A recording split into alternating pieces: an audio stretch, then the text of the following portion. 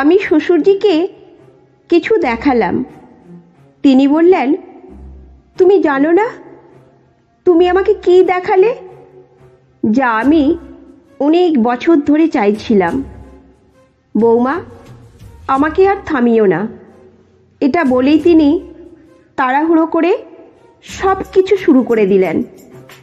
শ্বশুরজি মাঝে মাঝে লুডো খেলার সময় এত জোরে গুটি ছুঁড়তেন যে আমি বলতাম, শ্বশুরজি একটু ধীরে ছুড়ুন, আমাদের আর কে থামাবে? এই বাড়ির মালিক তো আমরাই। আমরা যখন চাইতাম তখন সকাল হতো, আর যখন চাইতাম তখন সন্ধ্যা। তিনি বললেন, বৌমা, এত সুখ, এত ভালো জীবন আমি কখনো পাইনি। তোমার আগমনে আমার জীবন সম্পূর্ণ বদলে গেছে। আমার নাম প্রীতি, বয়স ২৬। আমার বিয়ে হয়েছে এক ধনী জমিদারি ছেলের সাথে, যার নাম সমীর। আমার শ্বশুরজির ছেলে বিদেশে চাকরি করেন, এই জন্য শ্বশুরজি সব সময় চিন্তিত থাকেন। আমার স্বামী খুব কমই বাড়িতে আসেন। তিনি শুধুমাত্র বিয়ের জন্য এসেছিলেন এবং কিছুদিন পরে শহরে ফিরে যাওয়ার পরিকল্পনা করছিলেন। আমি তাকে বারবার বলছিলাম যে তার আপনি না থাকায় আমার মন বসে না, কিন্তু তিনি আমার কথা শুনতে চাননি। অবশেষে তিনি কয়েকদিনের মধ্যে শহরে যাওয়ার জন্য প্রস্তুতি নিতে লাগলেন। যদিও তার যাওয়ার আগের দিনগুলোতে আমরা অনেক ভালো সময় কাটিয়েছি। এত বড় বাড়ির বউ হওয়ার পরে আমার মনোভাবও একটু উঁচু হয়ে গিয়েছিল। আমি পুরো বাড়িতে রানীর মতো থাকতে লাগলাম। আমার বাবা মা গ্রামের খুবই গরিব ঘরের লোক, তাই যখন সমীরের সম্পর্ক আমার জন্য এলো তারা খুব খুশি হয়েছিল। এত বড় ঘরে বিয়ে হওয়া আমার জন্য এক স্বপ্নের মতো ছিল। পরের দিন সকালে ঘুম থেকে উঠে আমি শুধু টেবিলে খাবার সাজিয়ে শ্বশুরজি আর সমীরকে ডাকলাম। দুজনেই নাস্তা করতে বসল। তখন সমীর বলল, বাবা, আমাকে আবার কাজের জন্য শহরে যেতে হবে। শ্বশুরজি বললেন, আরও কিছুদিন থাকলে আমি খুব খুশি হতাম।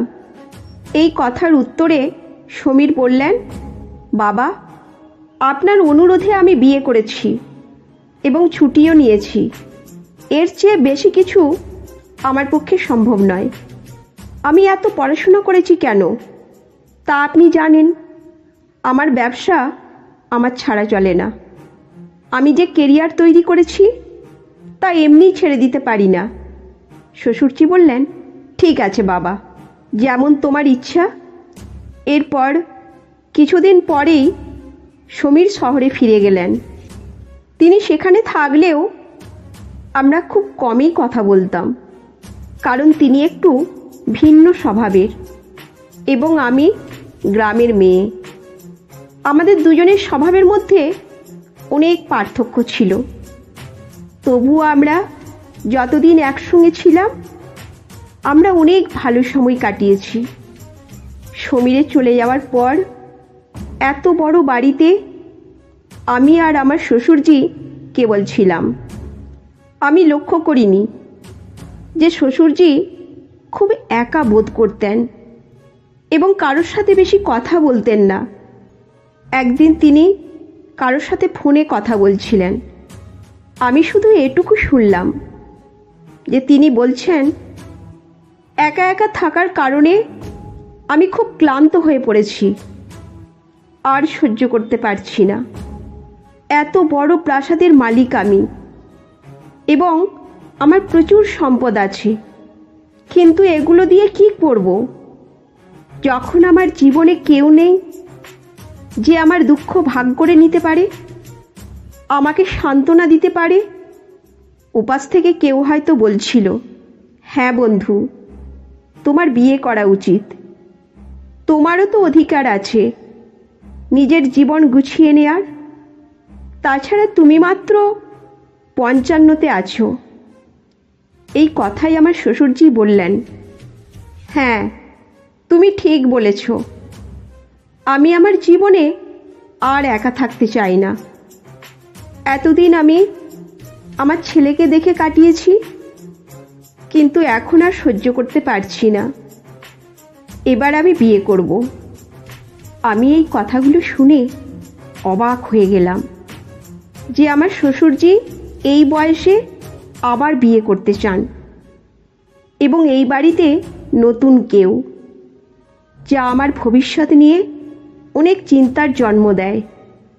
এতদিনে আমি এই বাড়িতে রানীর মতো রাজত্ব করেছি, কিন্তু যদি কেউ নতুন বউ হয়ে এসে আমার জায়গা দখল করে, তবে আমার কি হবে? আমি তো আর রাজত্ব করতে পারবো না। এত চিন্তায় আমার মনে হলো যে শ্বশুরজিকে বিয়ে করা থেকে বিরত করতে হবে। আমি ভাবলাম, যদি তার বিয়ে হয় তবে আমারই কোনো পরিচিত একজনের সাথে করিয়ে দিই, যাতে সে আমার সাথে কোনো সমস্যা করতে না পারে। কিন্তু কি নিশ্চিত যে সে আমাকে ভালোবাসে? যদি সে পিছিয়ে যায়, তবে আমার কিছু করার থাকবে না। না না না, এত বড় ঝুঁকি আমি নিতে পারবো না।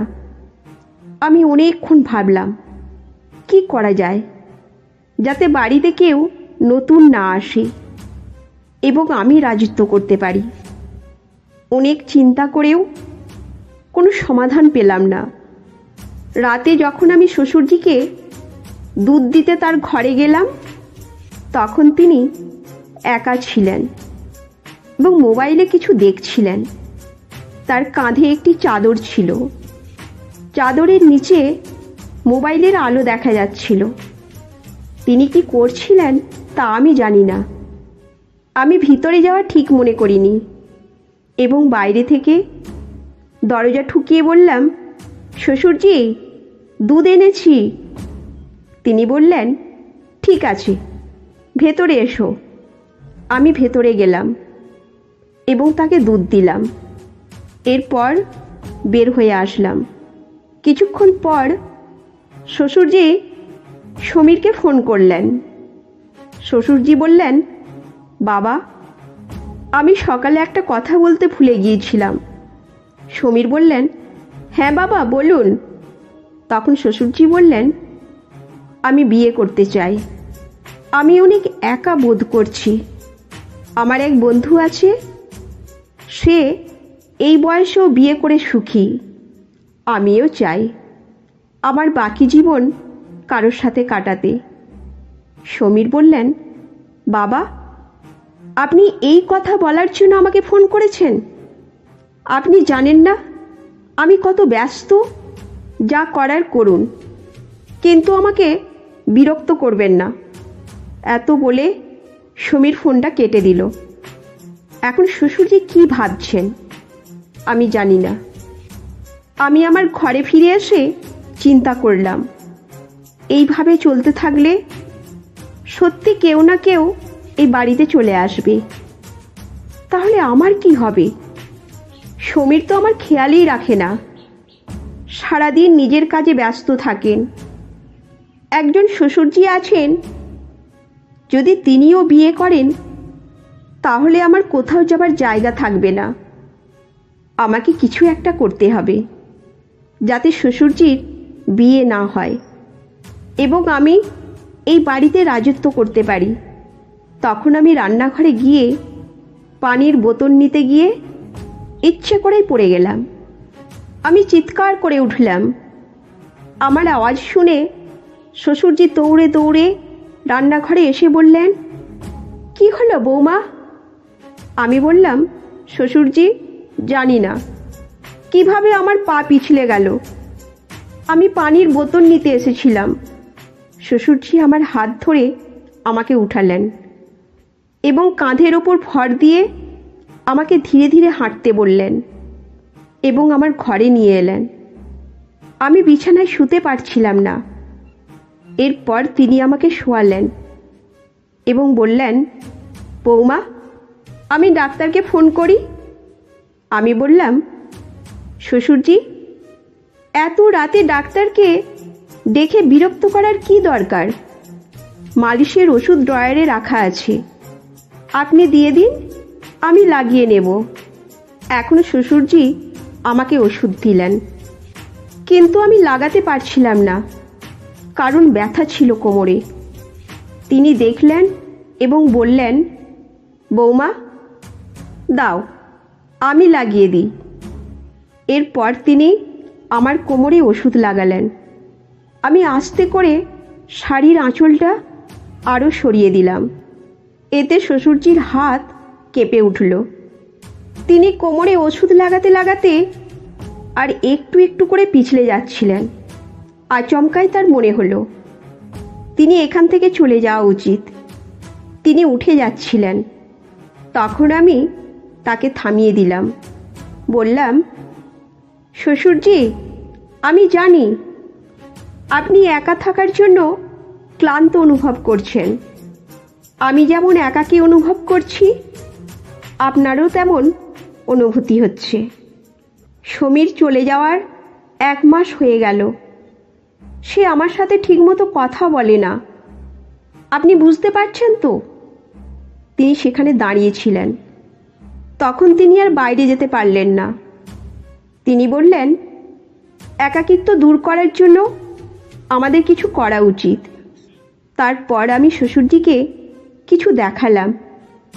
তিনি বললেন, তুমি জানো না তুমি আমাকে কি দেখালে, যা আমি অনেক বছর ধরে চাইছিলাম। বৌমা, আমাকে আর থামিও না। এটা বলেই তিনি তাড়াহুড়ো করে সব কিছু শুরু করে দিলেন। তার বয়স হলেও তিনি এখনো বেশ শক্ত ছিলেন। লুডো খেলার সময় আমি অনুভব করলাম যে সত্যিই তিনি আমার স্বামীর চেয়েও অনেক ভালো। আমরা প্রায় 1 ঘন্টা ধরে লুডো খেলা চালিয়ে গেলাম, যার পরে আমরা দুজনেই ক্লান্ত হয়ে পড়লাম এবং আরাম করতে শুরু করলাম। শ্বশুরজি বললেন, বৌমা, তুমি জানো আমি বহু বছর ধরে একাকিত্বে ভুগছিলাম। আমার কোনো ধারণা ছিল না আমি কি করব। এদিকে আমার ছেলের বয়সও বিয়ের হয়ে গিয়েছিল, তাই কখনো নিজের বিয়ের কথা ভাবিনি। কিন্তু তোমার সঙ্গে কাটানো এই মুহূর্তগুলি আমাকে খুবই খুশি করেছে। আর এখন আমি বিয়ে করতে চাই না। আমি এখন খুবই আনন্দিত। এটা শুনে আমার মনের সব ভয় দূর হলো। অন্তত এখন সব কিছু ঠিকঠাক চলছে। আমার আর কোনো ভয়ের কিছু নেই। তিনি বললেন, তুমি জানো আমাদের তিজোরিতে কত কিছু আছে? চলো, আমি তোমাকে সব দেখাই। তারপর তিনি আমাকে নিয়ে গেলেন এবং আমাদের পূর্বপুরুষদের রেখে যাওয়া সব ঐতিহ্যবাহী সম্পদ দেখালেন। সেখানে একটি পুরানো আলমারি ছিল, যা পুরো টাকায় ভর্তি ছিল। জীবনে এত টাকা আমি কখনো দেখিনি। শ্বশুরজি বললেন, আমার দাদা এই গ্রামের রাজা ছিলেন। তিনি কখনো এটা প্রকাশ করেননি এবং আমাদেরও জানাতে দেয়নি। আমাদের পূর্বপুরুষরা খুব ধনী ছিলেন, কিন্তু তারা কখনো এটি প্রকাশ করেননি, কারণ তারা চায়নি আমাদের অনেক শত্রু তৈরি হোক। আমি অবাক হয়ে গেলাম এবং ভাবলাম, ধন্যবাদ যে আমি সঠিক সময়ে শ্বশুরজির সঙ্গে একাকিত্ব দূর করেছি এবং শ্বশুরের সঙ্গে সঠিক কাজটি করেছি। না হলে এগুলো সবই হাতছাড়া হয়ে যেত। এখন আমরা প্রতিদিন লুডোর ম্যাচ খেলতাম, আর এই খেলার কারণেই আমাদের জীবনে আবার সুখ ফিরে এসেছে। শ্বশুরজি এখন অনেক বেশি খুশি ছিলেন এবং আমি তার সঙ্গ পেয়ে খুবই আনন্দিত ছিলাম। এছাড়া এখন তার সব কিছুর ওপর আমার অধিকার ছিল। আমার স্বামী তার নিজের জগতে ব্যস্ত ছিলেন আর আমরা আমাদের জগতে। শ্বশুরজি এখন আগের চেয়ে অনেক বেশি সুখী ছিলেন। তাকে আমি এখন এমন এক আনন্দ দিয়েছিলাম যা তাকে সবসময় খুশি রাখত। শ্বশুরজি মাঝে মাঝে লুডো খেলার সময় এত জোরে গুটি ছুঁড়তেন যে আমি বলতাম, শ্বশুরজি একটু ধীরে ছুঁড়ুন, আমাদের আর কে থামাবে? এই বাড়ির মালিক তো আমরাই। আমরা যখন চাইতাম তখন সকাল হতো, আর যখন চাইতাম তখন সন্ধ্যা। তিনি বললেন, বৌমা, এত সুখ, এত ভালো জীবন আমি কখনো পাইনি। তোমার আগমনে আমার জীবন সম্পূর্ণ বদলে গেছে। এখন আমি এই বাড়িতে সত্যিকারের অর্থে রানীর মতো থাকি। আমার কোনো কিছু নিয়ে চিন্তা বা অভাব নেই। এই গল্প থেকে আমরা শিখতে পারি যে একাকিত্বের প্রভাব গভীর হতে পারে, যা মানসিক চাপ এবং হতাশার কারণ হয়। পরিবারের সদস্যদের সহানুভূতি ও সমর্থন সম্পর্ককে শক্তিশালী করতে সাহায্য করে। খোলামেলা আলোচনা ও স্বাস্থ্যকর সম্পর্ক পারস্পরিক বোঝাপড়া বাড়িয়ে দেয়। একসঙ্গে সময় কাটানো ও আনন্দময় কার্যকলাপ সম্পর্কের মধ্যে বন্ধন দৃঢ় করে। অবহেলা এবং স্বার্থপরতা সম্পর্কের মধ্যে দূরত্ব সৃষ্টি করতে পারে। তাই একে অপরের প্রতি মনোযোগ ও যত্ন রাখা গুরুত্বপূর্ণ।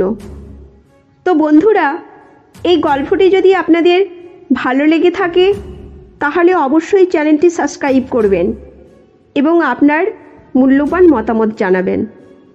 ততক্ষণ পর্যন্ত ভালো থাকুন, সুস্থ থাকুন। ধন্যবাদ।